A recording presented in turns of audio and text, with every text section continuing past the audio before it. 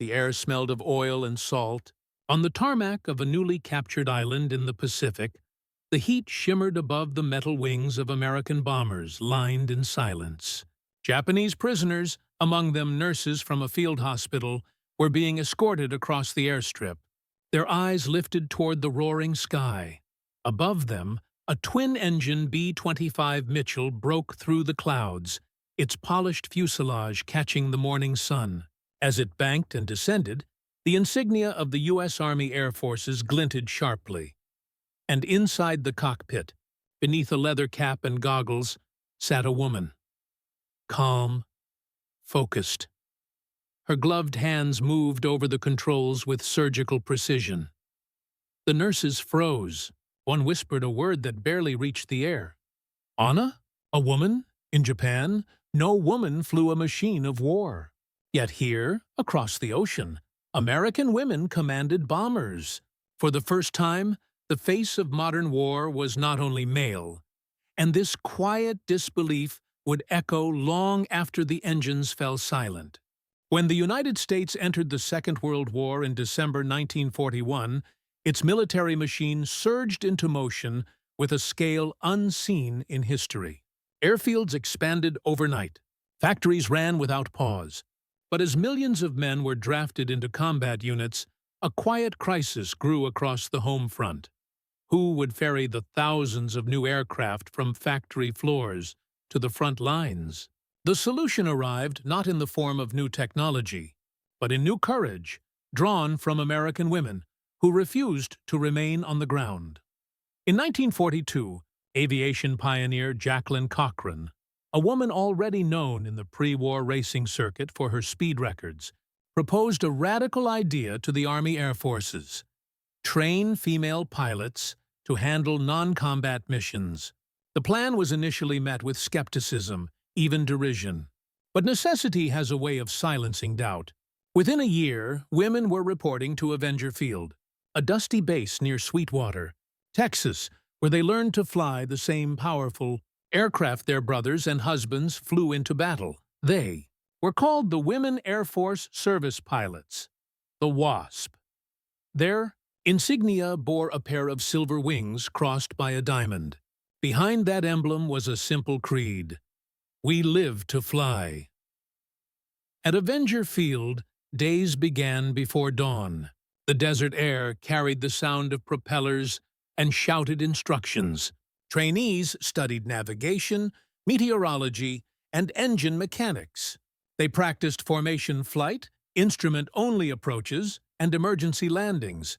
These were not symbolic exercises. Every woman had to master the full discipline of military aviation. The aircraft waiting for them were no gentle trainers. Some ferried P-51 Mustangs, sleek, high-powered fighters capable of more than 400 miles per hour. Others flew C-47 transports lumbering with cargo. A few, the most daring, sat behind the controls of four-engine bombers like the B-17 Flying Fortress or the B-24 Liberator, ferrying them from manufacturing plants to departure bases along the coasts. They flew without weapons. They carried no bombs. Yet their missions were far from safe. Over 2 years of operation, 38 WASP pilots lost their lives, many to mechanical failures or weather that gave no mercy. Their deaths received no military honors. No folded flag was sent to grieving families. They were classified as civilians, volunteers in uniform. Still, their work was indispensable. By 1944, WASP pilots had ferried more than 12,000 aircraft, logging millions of miles across the continental United States. They transported cargo, towed gunnery targets, and tested repaired aircraft, freeing thousands of male pilots for frontline duty. Each takeoff was an act of quiet defiance against the cultural limits of their time. Many of these women had learned to fly in small-town airfields, often scraping together savings from clerical jobs or family farms. Some had never been outside their home states before the war. Yet now, they soared at the controls of war machines once considered symbols of masculine power. From above, the continent became a lattice of steel and sky. From below, factory workers often paused to stare, uncertain of what they were seeing. A woman stepping down from a fighter cockpit, her flight suit smeared with oil, her voice calm and disciplined. There was no parade, no camera crew, only the faint smell of gasoline and the sound of another engine ready to start. By the middle of 1944, word of the WASP program had spread beyond America's borders. Newspapers across the Allied world printed photographs of women standing beside aircraft larger than some homes. To many, it was a sign of America's unmatched industrial might, a country so rich in machines and manpower that even its women could command the skies. But across the Pacific, in an empire still ruled by traditional codes of obedience and restraint, those same images carried an entirely different meaning. They were not just surprising, they were unthinkable. And soon, the disbelief would not remain confined to propaganda leaflets or intelligence briefings. Japanese nurses, medics, and officers stationed in the Pacific would soon see it with their own eyes. Women in the cockpits of American bombers. While the United States transformed its skies into an industrial highway, Japan's vision of war remained bound to older traditions. From the emperor's court to the smallest island garrison, society was structured around duty, hierarchy, and sacrifice, but not equality. Women in Imperial Japan served loyally, but within strict boundaries. They were nurses, factory workers, or clerks. Many joined the Dai Nippon Fujinkai, the Greater Japan Women's Association, producing uniforms and bandages or aiding the wounded. Some volunteered for the Army Nursing Corps, often deployed in perilous conditions on the front lines. Yet none, not one, sat behind the controls of a military aircraft. The very idea would have been alien. The Imperial Japanese Army Air Service and Navy Air Service were elite male institutions. Pilots were drawn from noble families, naval academies, or specialized training schools where discipline bordered on ritual. To them, flying was not just a skill, it was a spiritual calling. The cockpit was a sacred space reserved for those deemed worthy of the emperor's mission. Even as Japanese engineers designed advanced aircraft, the Mitsubishi Zero, the Kai-43 Hayabusa, and later the Kawasaki Ki-61 Hien, the notion of women participating as aviators was never considered.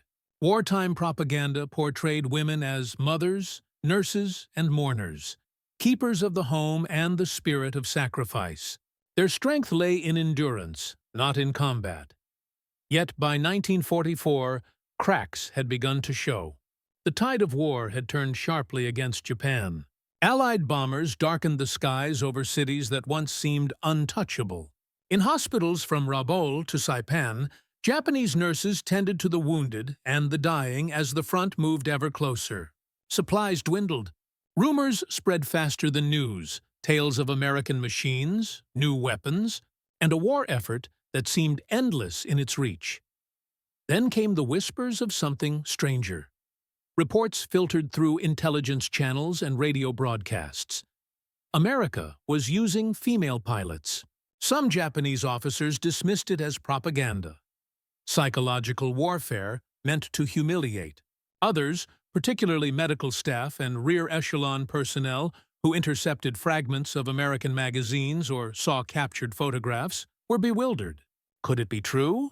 When U.S. forces began capturing Pacific Islands in 1944, fragments of this truth arrived with them. Abandoned airfields were found littered with American flight manuals and photographs. Occasionally, among the debris, were images of women in flight suits, smiling beside their aircraft. The documents were passed to intelligence officers, who studied them with disbelief. For Japanese nurses stationed near these forward outposts, the revelation would become far more direct. At Saipan, Tinian, and later Iwo Jima, U.S. engineers rebuilt captured airstrips almost immediately after victory. The islands became hubs for ferrying and staging aircraft. Among them, bombers flown in part by WASP pilots on delivery missions from Hawaii or the continental United States. When Japanese prisoners or wounded personnel were moved through these bases under guard, they sometimes caught fleeting glimpses of these women, climbing into cockpits, checking instruments, or simply walking the flight line. To the Japanese nurses, exhausted and disoriented from the chaos of defeat, the sight struck like lightning. Women, in command of the sky, in their homeland, the idea of female strength had always been defined by quiet endurance, not by mastery of machines. Yet here, across the airfields of their conquerors, they saw a different kind of strength. Mechanical, confident, free. It was more than cultural shock. It was a glimpse into another civilization's future. The image would haunt many of them for years. In post-war interviews and memoirs, several surviving nurses spoke of the strange foreign women who piloted aircraft, something they had believed impossible until that moment. Their astonishment was genuine, their tone respectful, even wistful. For them, the war had revealed not only destruction, but transformation.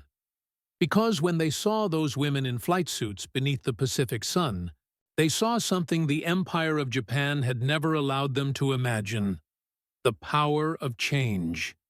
And that vision, however brief, would linger long after the last aircraft vanished into the horizon. War reshapes not only nations but the people who serve them.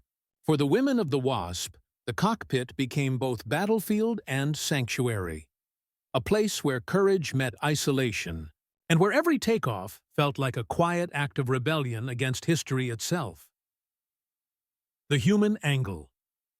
Each pilot carried her own story, stitched together from fragments of an America at war. Some had grown up watching barnstormers loop through summer skies at county fairs. Others had learned to fly in the 1930s through the civilian pilot training program, one of the few gateways available to women. One was Gertrude Tommy Tompkins Silver, who disappeared in October 1944 while ferrying a P-51 Mustang from Los Angeles to New Jersey. Her body and aircraft never found. Another, Cornelia Fort, had witnessed the attack on Pearl Harbor from her trainer aircraft, barely escaping collision with a Japanese Zero before joining the WASP program. Each name reflected a human cost that often went unspoken. They were not warriors in the conventional sense. They did not fire weapons, nor command squadrons in combat, but they faced danger with the same quiet determination. Engine failures, storms over mountain ranges, long nights over featureless terrain. Each flight demanded complete trust in machines that could turn fatal in a heartbeat. Their uniforms were simple: khaki coveralls, goggles, leather gloves. Their pay was less than that of male pilots. Yet few complained. They understood their place in history, even if the world did not. Between missions, they lived in barracks at Avenger Field, a patchwork of laughter, exhaustion, and unspoken grief. Letters from home were shared like treasure. When a pilot was killed, her friends would often have to pay to ship her body home, folding her flag themselves. No military ceremony, no public acknowledgement. And yet, they flew again the next day, because the aircraft had to move, and the war would not wait. The technological angle. The machines these women mastered were among the most complex of their era. The B-17 Flying Fortress, with its 4 radial engines and intricate instrument panel, demanded precision and endurance. Many WASP pilots transitioned into these heavy aircraft after mastering single-engine trainers, a leap that required mental and physical discipline. Jacqueline Cochran, ever pragmatic, believed that if a woman could drive a car, she could fly an airplane, provided she had the will to learn. The Army Air Forces soon learned she was right. Reports from instructors noted that WASP pilots often handled long-range ferry flights with fewer mechanical incidents than their male counterparts. Their attention to procedure and patience under pressure became legendary within the Air Transport Command. Some women were even assigned to test newly repaired aircraft, missions fraught with uncertainty. Engines had been rebuilt hastily, controls recalibrated. A single loose bolt could mean death, yet they accepted the orders. "If it can fly," one pilot wrote in her logbook, "we'll make it fly right." They also ferried B-26 Marauders, an aircraft notorious among air crews for its difficult handling and landing characteristics. Male pilots had given it nicknames like Widowmaker. But WASPs flew it safely, often helping refine handling notes later passed to combat crews overseas. Their contribution was not symbolic. It was technical, tangible, and essential to the logistics of modern warfare. The training angle at Avenger Field. The training program mirrored the Army Air Force's syllabus. Cadets studied flight theory in crowded classrooms where maps hung beside blackboards scrawled with equations. Physical fitness was mandatory. Endurance runs in the Texas heat, marching drills, inspections. Instructors were often male officers skeptical of the entire experiment. Some made their doubts clear. Yet, as the weeks passed, their attitudes shifted. The women kept pace. They learned to execute instrument-only landings in fog and darkness. They performed formation drills at high altitudes and practiced emergency bailouts over the dry plains. One instructor later recalled his surprise. They didn't want exceptions. They wanted standards. Graduation ceremonies were simple affairs. No fanfare, just the pinning of silver wings and the reading of new orders. The women saluted, mounted the steps of their assigned aircraft, and vanished into the horizon, bound for bases across the continental United States. By the spring of 1944, the WASP program had become an operational backbone for ferrying aircraft from production plants to embarkation points. With every mission completed, they silenced another doubt. The war had turned their dreams into necessity, and necessity into proof. But as they took to the skies, the distance between their world and that of their enemies widened. In the Pacific, Japanese nurses and airmen still clung to traditions shaped by centuries of hierarchy. They could not imagine a woman standing in a flight line, much less commanding a bomber.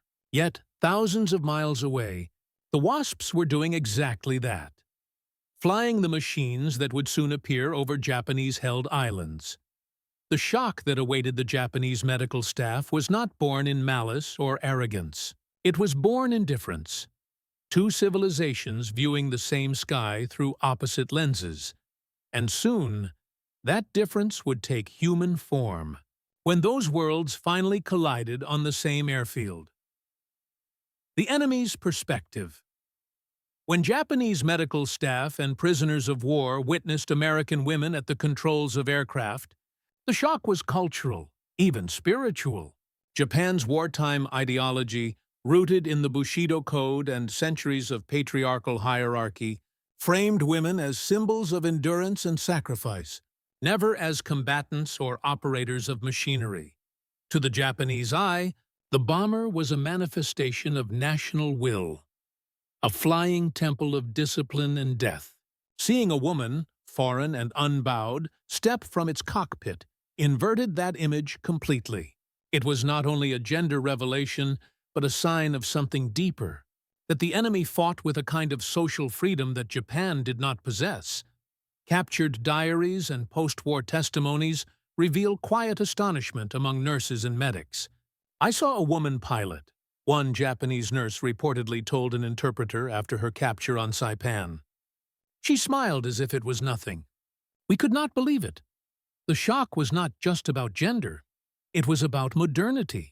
These women represented a society where technology had become equalizing, where skill could outrank tradition. The sight of a woman commanding a bomber underlined a truth Japan's leaders refused to admit. The empire was fighting not only a military war, but a cultural one it could not win. For many who saw it, the image of a woman aviator became a symbol of America's unstoppable momentum, a merging of machine and mindset that the imperial system could no longer match. The leadership. Angled behind the WASP program stood two women whose vision had defied convention. Nancy Harkness Love and Jacqueline Cochran. Both were accomplished pilots before the war, but they approached their mission differently. Nancy Love, a quiet strategist, founded the Women's Auxiliary Ferrying Squadron, WWFs, in 1942 under the Ferrying Division of the Air Transport Command. She believed women could immediately serve as ferry pilots with minimal training. Cochrane, bold and outspoken, sought a unified program with full military status. Their rivalry was real but productive. Two approaches that eventually merged into one entity. The WASP, Cochrane, became the program's director, overseeing everything from recruitment to training. She was relentless, politically sharp, and often controversial. She argued constantly for military recognition, equal pay, and formal integration. Without her persistence, the WASP might have remained a temporary experiment.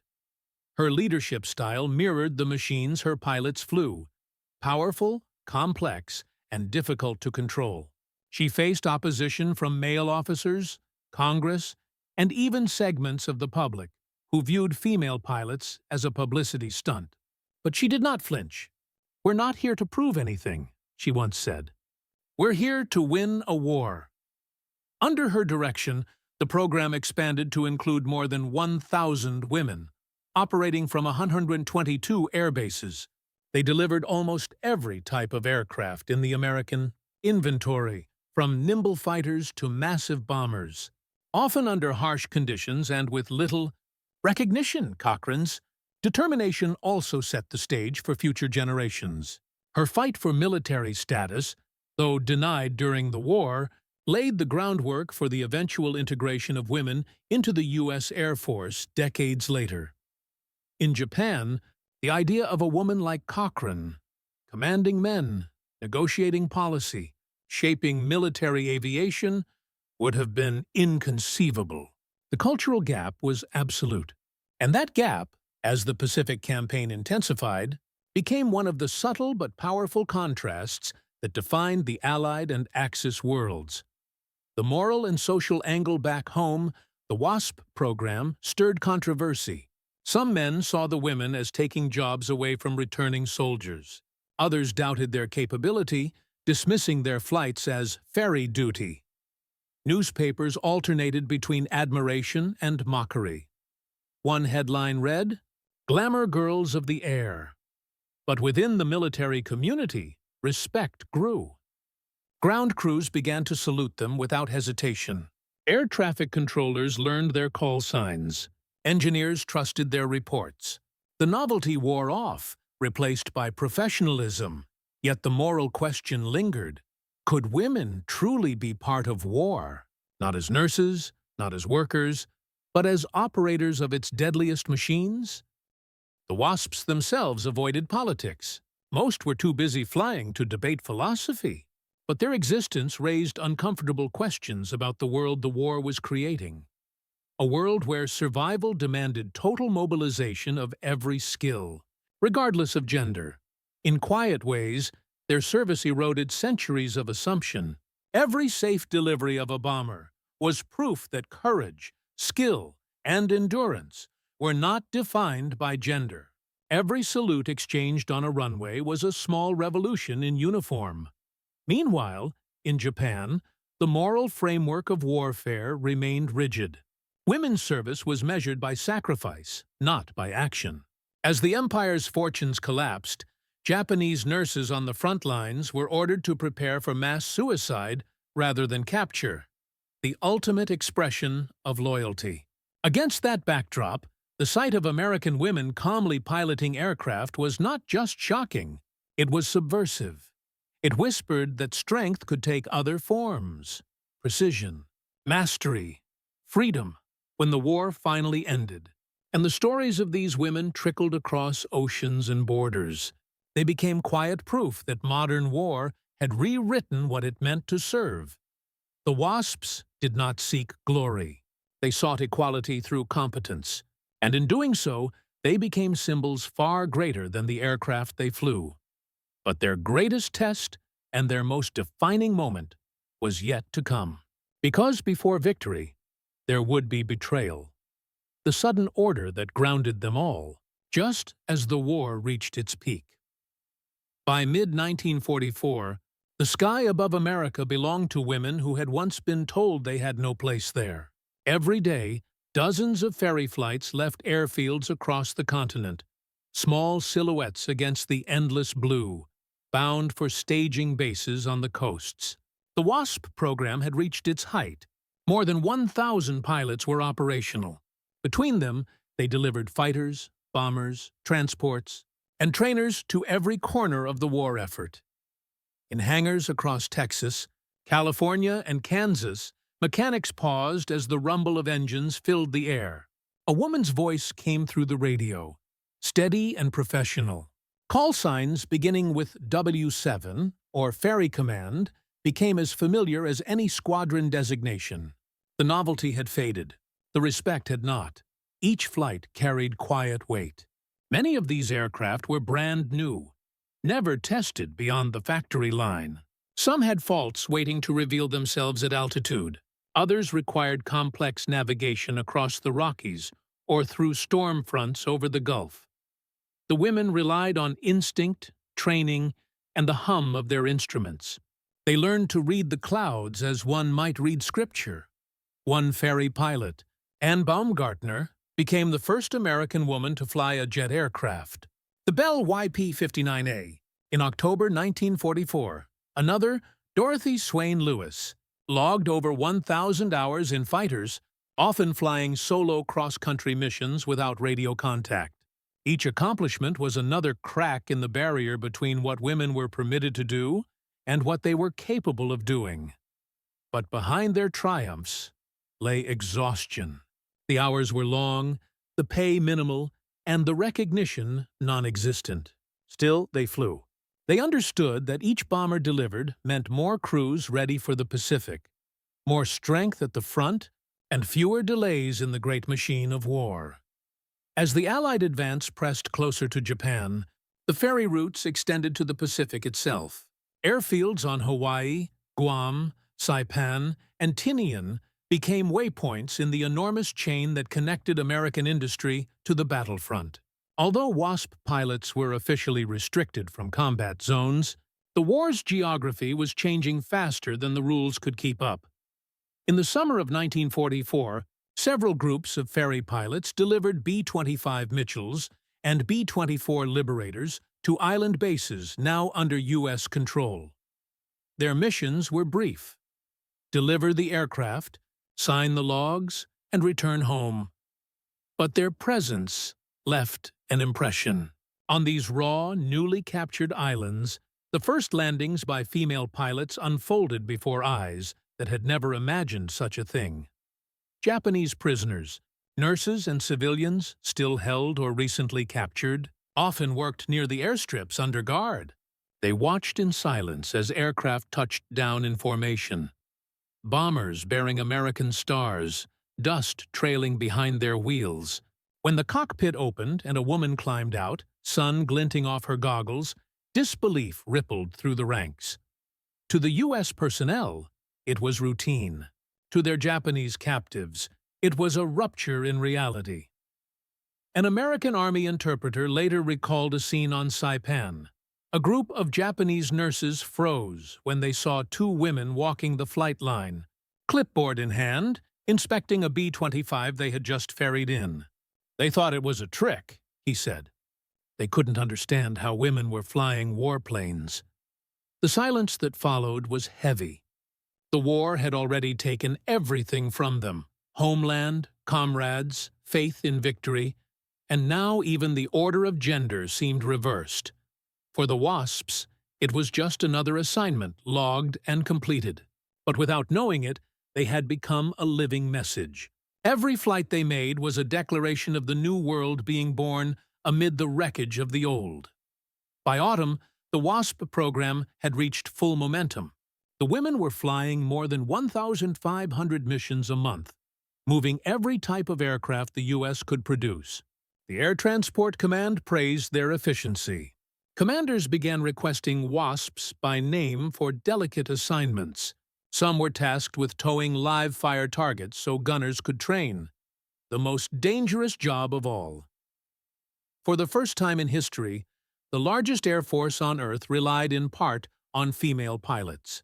The American home front took pride in their existence, even as official recognition lagged behind.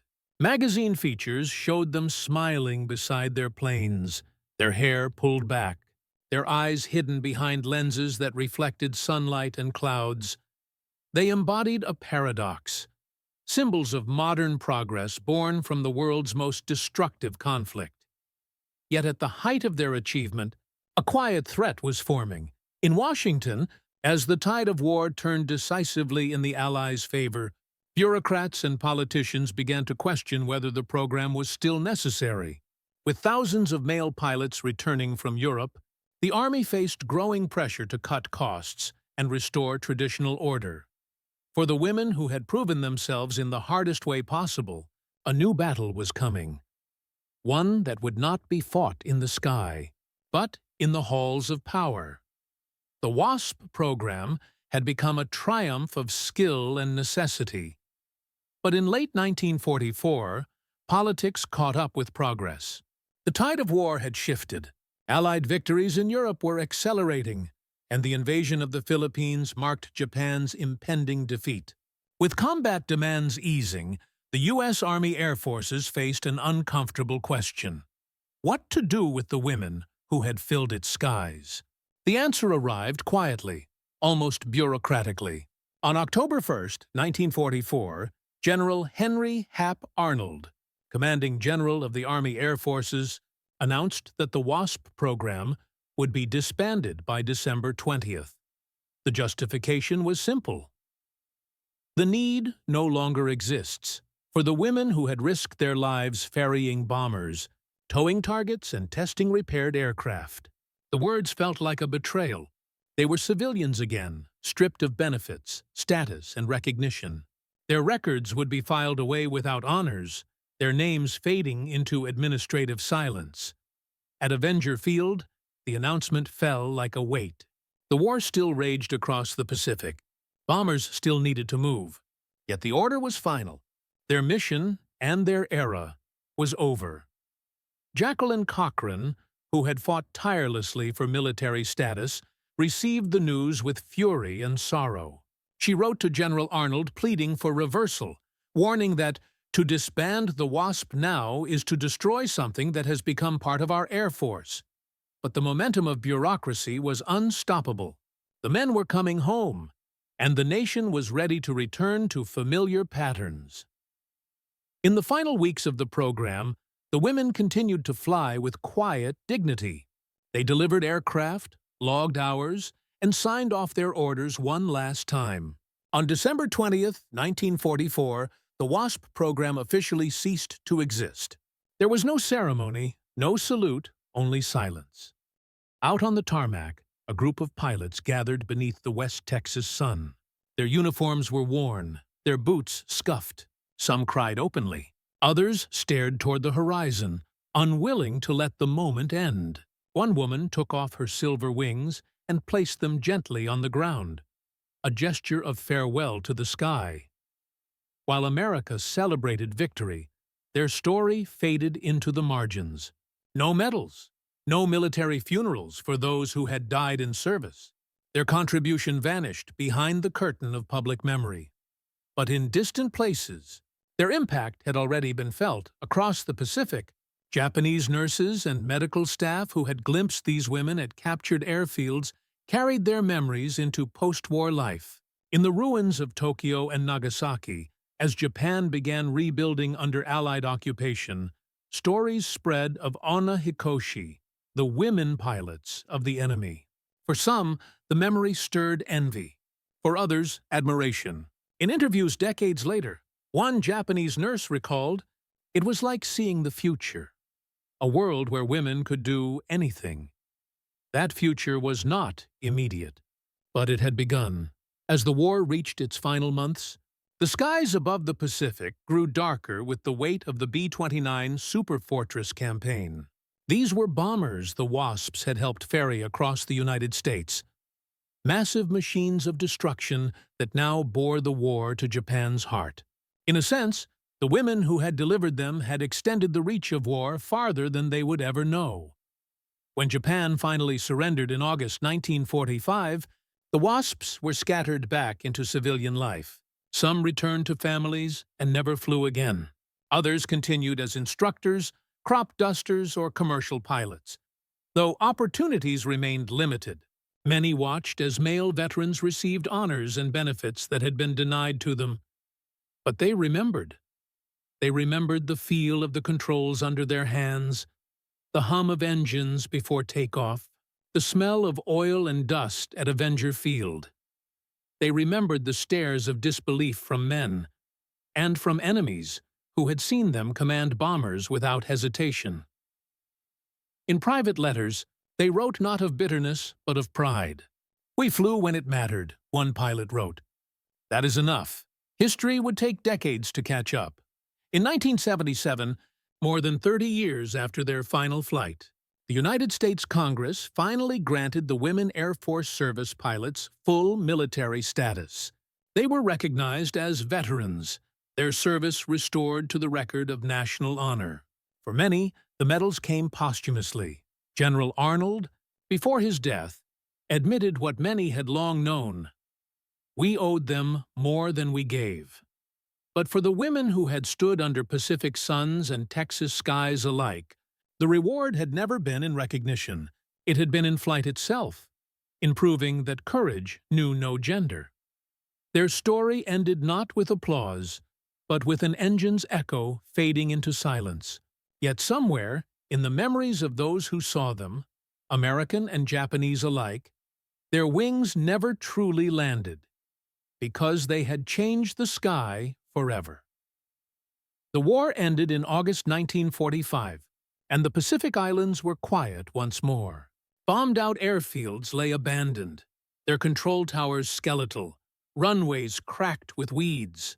The roar of engines, once constant, was replaced by the hush of ocean winds and the distant cries of birds returning to reclaimed forests.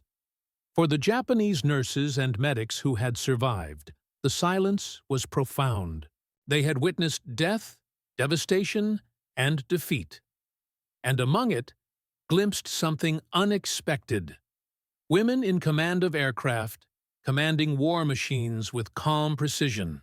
It had defied everything they had been taught. In post-war interviews, many recalled those moments with a mixture of awe and disbelief. One former nurse, stationed near Tinian, said simply, "We could not understand them. We could not imagine it. And yet, they were there, flying."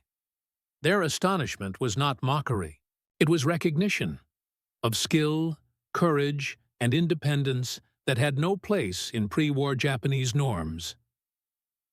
Across the Pacific, memories of the WASPs began to intertwine with the practical realities of occupation. Japanese airfields were rebuilt under Allied supervision. Aircraft were flown by men, not women. Yet stories persisted among veterans and survivors. Letters exchanged among nurses spoke of the women pilots, their movements, and the sense of authority they exuded. They had seen the impossible realized in flesh and metal. In the United States, the immediate post-war period offered little comfort to the women who had flown. Returning male pilots dominated airfields and the public imagination. The WASPs were civilians again, stripped of military status, medals, and recognition. Their sacrifices and contributions were relegated to footnotes in official records. Yet, their work had tangible consequences. The aircraft they ferried, B-17s, B-25s, C-47s, formed the backbone of the U.S. air effort. Their delivery enabled strategic bombing campaigns over Europe and the Pacific, freeing thousands of male pilots for combat missions. Each plane safely delivered was another piece of the Allies' vast, complex war machine. Among Japanese observers, the sight of these women left a lingering impression on morale and cultural perception. Soldiers and nurses, once strictly bound by hierarchy and gender expectations, carried home the image of women exercising authority and skill in a domain previously unimaginable. It became, in hindsight, a subtle psychological marker of America's industrial and social strength. the WASPs themselves quietly continued their lives. Some remained in aviation, becoming instructors, airline pilots, or flight test engineers. Others returned to ordinary civilian life, marrying, raising families, or pursuing careers far from the cockpit. Few spoke publicly of their wartime service. Those who did found the world unprepared to listen. The narrative of male heroism dominated newspapers, movies, and popular imagination. Yet, the memory endured. Among the Japanese nurses who had witnessed them, the women pilots were remembered not as enemies, but as symbols of capability and progress, a reflection of a society where merit could surpass convention. Their influence was subtle but real, shaping conversations about gender, ability, and potential long after the guns fell silent.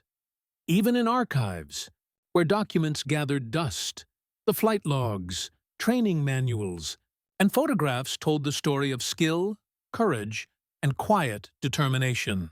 They proved that the war had not only destroyed old worlds, but had glimpsed new possibilities for both the victors and the vanquished. And as the islands healed, as former airfields crumbled back into jungle, the image of women pilots walking calmly along a runway in the Pacific sun remained a testament to human capability, a fleeting encounter that bridged continents, cultures, and assumptions about gender. For the Japanese nurses, the experience lingered as a quiet, almost impossible memory, the day the enemy's women took to the sky. And for the WASPs, the memory was of flight itself, control, mastery, and endurance, moments that would never be replicated in ceremony or medal, yet remained unbroken in their hearts.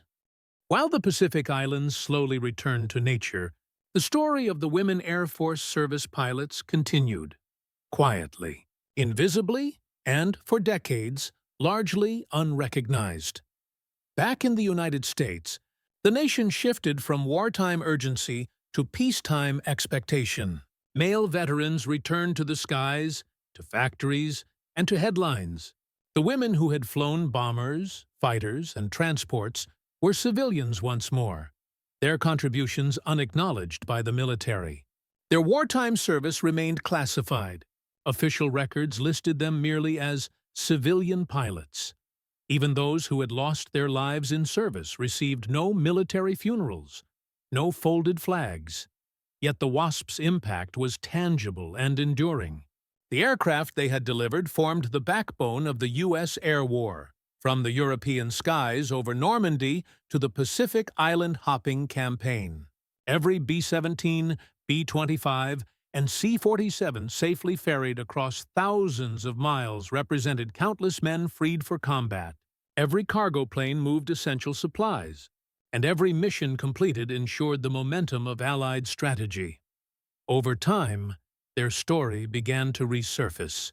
Veteran pilots, historians, and surviving WASPs recounted tales of courage, professionalism, and precision that rivaled, and sometimes exceeded, that of their male counterparts. They spoke of flights across deserts and mountains, of engine failures in unfamiliar aircraft, and of the quiet confidence that earned the respect of ground crews and commanding officers alike. In Japan, decades later, survivors and historians reflected on those fleeting encounters with women in uniform. The nurses who had once stared in disbelief at female pilots carrying bombers across the Pacific spoke with admiration and respect. They were unlike anything we had ever imagined, one nurse said in a 1960s interview. They were calm, skillful, fearless, and they were women. These recollections highlighted not only the shock of difference, but the universality of skill and courage. Recognition in the United States took much longer. It was not until 1977 that Congress finally granted WASP pilots full military status. They were awarded veteran status, and surviving members could now receive medals, benefits, and official acknowledgement. Jacqueline Cochran, who had fought tirelessly for their recognition, lived to see the honor restored. Though many of the women she had led had already passed, their legacy extended beyond medals. The WASPs shattered long-standing assumptions about gender roles in aviation and the military. They proved that women could fly large, complex aircraft under pressure, often exceeding the standards set for men. They became a model for post-war integration of women into the U.S. Air Force and later the broader military. In the broader cultural imagination, their story inspired generations of women to pursue careers in aviation, aerospace, and defense, fields once considered exclusively male. From commercial airlines to test piloting experimental aircraft, the precedent set by the WASPs resonated for decades. Meanwhile, the memory of Japanese nurses who had witnessed them remained a subtle, enduring echo. For many, the image of a woman walking calmly along a runway in the Pacific sun, clipboard in hand, symbolized a quiet revolution. The power of skill over convention, determination over expectation. Even in societies slow to adapt, that memory lingered, a testament to courage in motion. Ultimately, the WASPs embodied both the pragmatism and the audacity of total war. They were volunteers who transformed necessity into achievement, courage into proof, and opportunity into history. Their story was not one of combat heroism in the traditional sense, but it was heroism nonetheless, quiet, disciplined, and enduring. And though the world initially overlooked them, history would remember. Not only as pilots who delivered aircraft, but as pioneers who reshaped what it meant to serve, to fly and to lead. As the Pacific Islands grew silent, as the forests reclaimed tarmacs and abandoned runways, the echoes of their engines lingered, a symbol that courage knows no gender, and that the sky belongs to those daring enough to take it. War is often measured in explosions, victories and losses, in territory gained and lives lost. Yet, sometimes its truest legacy is quieter, almost imperceptible, a moment that shifts perception, challenges expectation, and expands the horizon of possibility. The Women Air Force Service Pilots embodied such a legacy. They did not drop bombs in combat. They did not lead squadrons into enemy fire. But in their hands, machines of destruction became instruments of progress, training, and proof.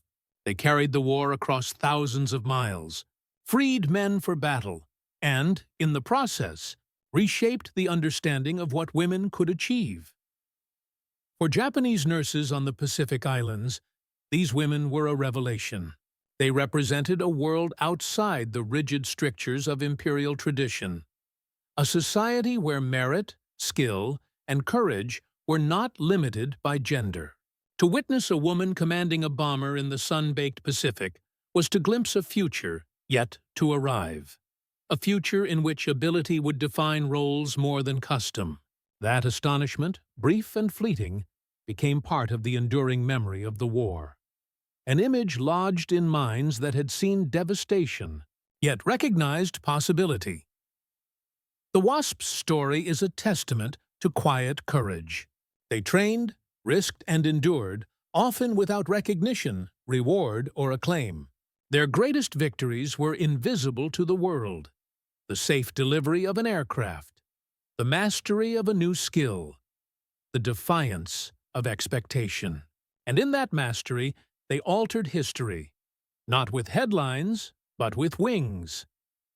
When the sun rises over a Pacific tarmac or a Midwestern airfield, it illuminates more than metal and glass. It illuminates courage. The courage to fly when the world doubts you, to take to the sky when it belongs only in imagination, and to leave an indelible mark on both history and human consciousness. In the end, the image remains: a woman stepping from a bomber, goggles reflecting the horizon, calm, composed, unstoppable. She carries with her a lesson far larger than any warplane: that courage, skill, and perseverance know no bounds, and that the sky belongs to all who dare to claim it. And in that quiet, timeless moment, history itself takes flight.